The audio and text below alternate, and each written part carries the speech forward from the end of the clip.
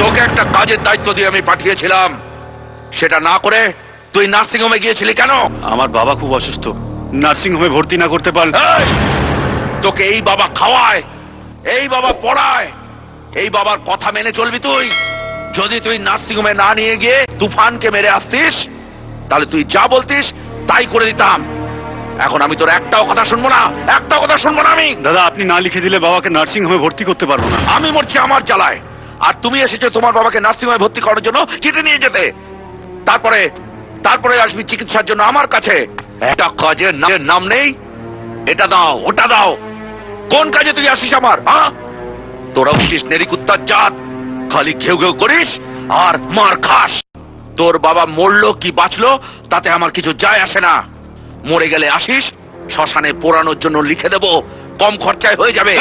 তোর জন্য আমি অনেক রক্ত ঝরিয়েছি। আমার বাবার নামে যদি একটা উল্টো পাল্টা কথা বলেছিস, তাহলে তোকে সারা এখানেই শেষ করে দিয়ে যাবো। এই সুটন, এ কি করছিস? জামাইবাবুকে চালাচ্ছিস? আজ আমার বাবার হয়ে তোর গায়ে হাত তুললাম। ভগবানের কাছে প্রার্থনা কর আমার বাবা যেন বেঁচে থাকে।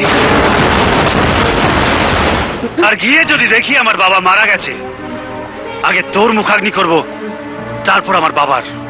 মনে রাখিস।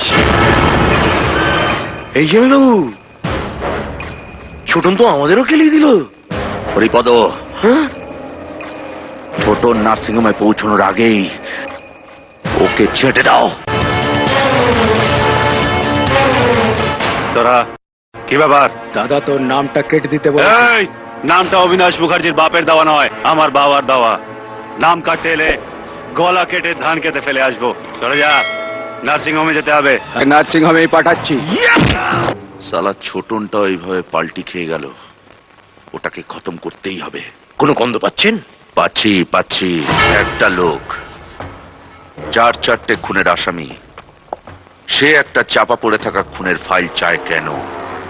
তুফানকে সামনে রেখে ছোটনকে নিয়ে খেলছে কে? পরিমল ঘোষের মেয়ে। ওরে শালা, এ তো পুরো 14.5 রেলের হিট ছবি, অ্যাকশনের সাথে রোম্যান্স। যদি সেটাই হয়, তাহলে পরিমলের মেয়ের কপালে অনেক দুঃখ আছে।